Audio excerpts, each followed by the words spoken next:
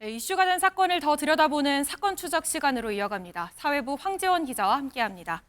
예, 황 기자, 첫 번째 사건 바로 가볼까요?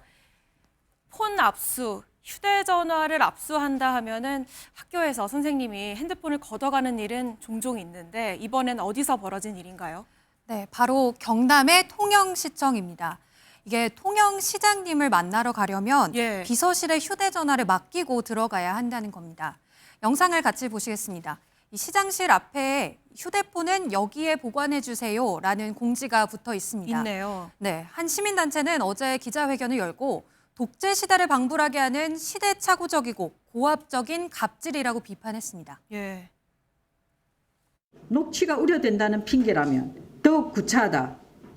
행정이 투명하고 당당하다면 시민에게 목소리가 기록되는 것을 두려워할 이유가 없다. 예, 이 시민단체의 주장처럼 실제로 혹시라도 녹취를 할까 봐 휴대전화를 못 갖고 들어가게 한 건가요? 통영시청의 입장은 또 다릅니다. 같이 들어보시죠. 결제하는 과정에서 휴대폰이 이제 울리면 좀 지장을 주는 경우가 있어서 비서실에서 이제 결제 지연이 되고 이런 문제 때문에 그렇게 조치한 걸로. 직원들의 업무 과정에서 방해가 될까 봐 조치한 거고 예. 자율적으로 놓고 가는 방식이었다고 해명했는데요.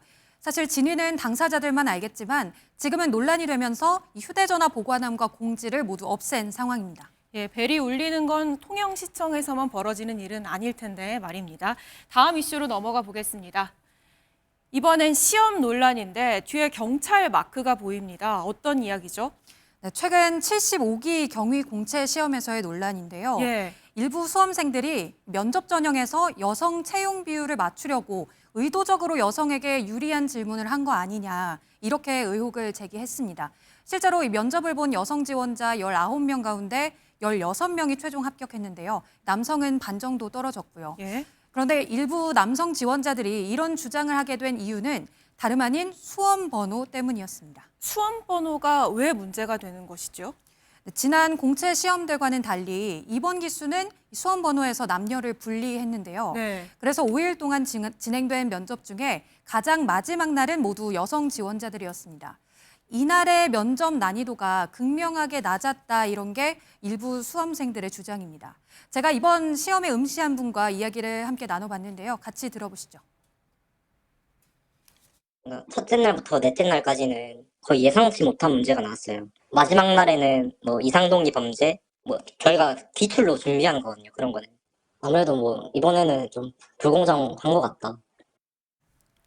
예, 사실 지원자들의 주장이고 여성 지원자들이 실력이 좋아서 합격을 한 걸 수도 있을 텐데 이 채용을 주관한 경찰청 또 경찰대학의 입장은 어떤가요? 우선 경찰청은 정확한 사실관계를 확인 중입니다.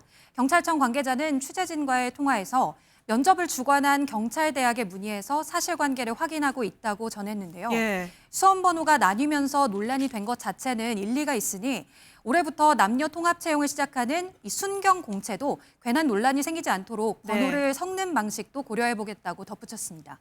경찰대학도 확인해봤는데요. 경찰대학 관계자는 비율을 맞추기 위해 의도적으로 개입할 필요가 없다면서도 진위를 파악 중이라고 전했습니다.